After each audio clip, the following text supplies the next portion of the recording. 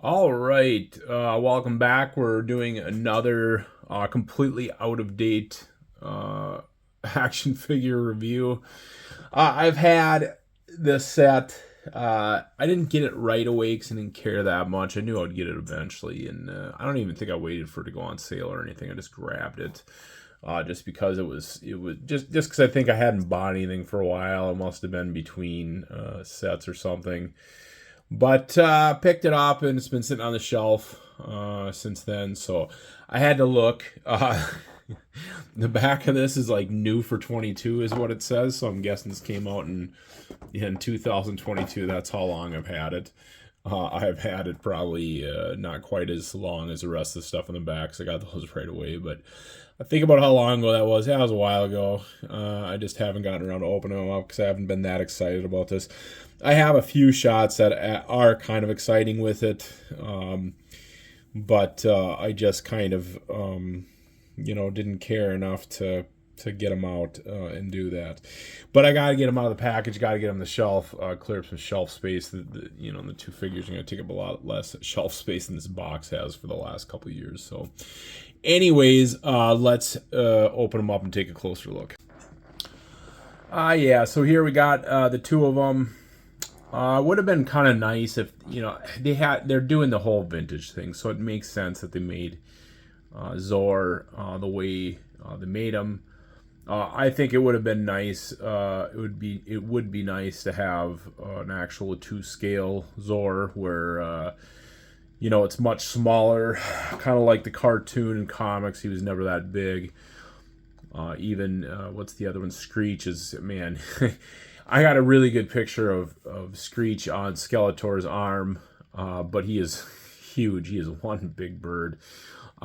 Picture turned out good, but yeah, he could be a little bit smaller. I think it would work better.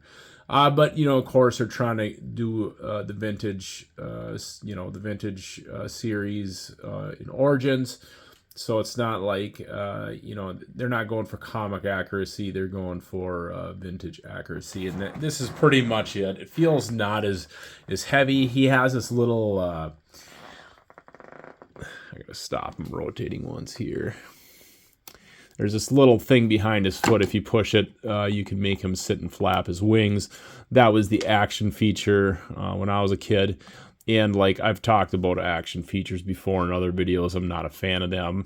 I would, I'm glad I grabbed this, but like I said, it would be nice if we got a Zoar 2 scale, and then I would love some posable wings on one. That would be amazing.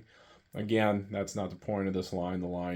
The point of the line is to go after the vintage stuff, but still cool nonetheless. And then the fact that Teela has that ponytail, she's quite a bit. She's not quite a bit different, but she's different than her original Origins figure. This is more based off the 200X figure.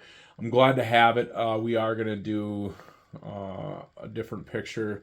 They're in the classic vintage comic. There was a scene where like the sorceress and Teela merged, and at the time they were like two different people, and you need two Teelas to do the toy photography. So I believe we're going to be doing that in this this series of pictures I do for that I'll do for these figures. So anyways, let's go to some of the pictures I'm going to do. So yeah, we got our first shot. Not an easy one. Zoar is a kind of a pain in the butt to get kind of elevated above and get some kind of angle on him, and then to get him centered, and then not have all this stuff floating below him. Not exactly the easiest thing to do. If I really wanted to work at it, I could probably do a little bit better. But I just kind of played with this quite a bit to where I'm probably just going to give it a rest. I could see coming back to him and trying something else new, just a different angle of just him flying solo. I think if I were to redo it, but I'm kind of invested in this picture. We just kind of got battle armored He-Man back there watching him with that goofy head. I suppose I should point the camera at the deal, but he's got that one head that we got right away where it was like they didn't do the vintage head. They got this different new version. But I always like that battle armor version of He-Man. So, but just kind of getting Zoar up there. This would be a much cooler angle now that I'm kind of messing around with it. Maybe I gotta revisit him and see if I can figure out a way to stick him in Castle Grayskull, that wood down Castle Grayskull, to get a cool angle of him like this. I think this would work much better right here. So anyways, let's go on to another picture. All right, so I was going to shift to Teela, and then I thought, let's give it another whack with, Zoar levitating, and I came up with this. It turned out really good. It's a nice, I really wanted a picture for my Instagram that really features him himself, and just getting the full figure in there, having it be about the figure. The last picture, I just didn't really get it framed with just Zoar. There's too much He-Man in it.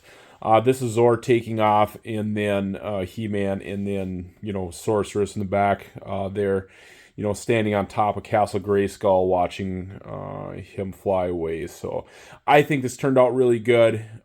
Really works with the levitation.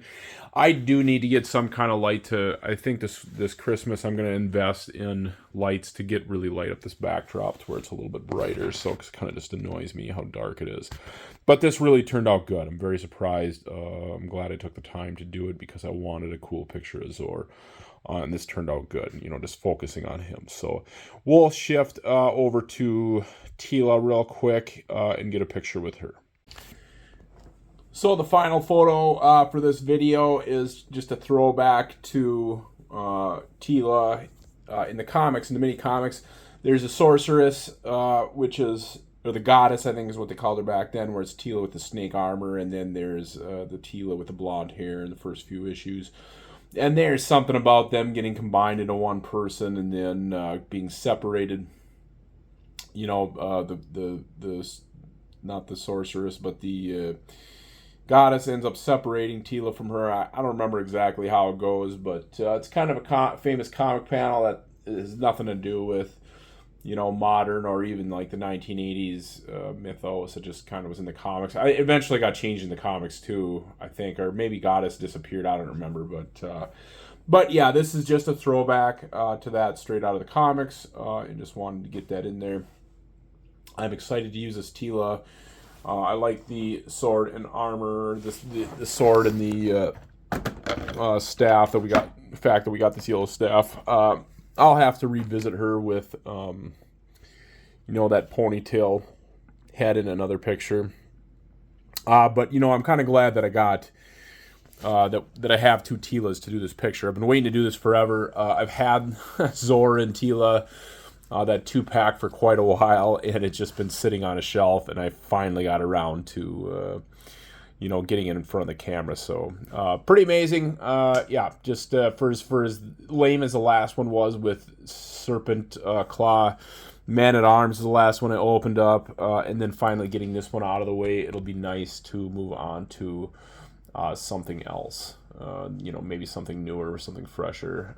But I just got a pile of I got a pile of Masters of Motu Origins animated, and just the other vintage figures, and I just need to get around to doing them. Some Transformers, tons of Transformers to do too. Now I'm looking at my shelf. So anyways, guys, hit the like and subscribe button, and we will see you at the next video. Bye now.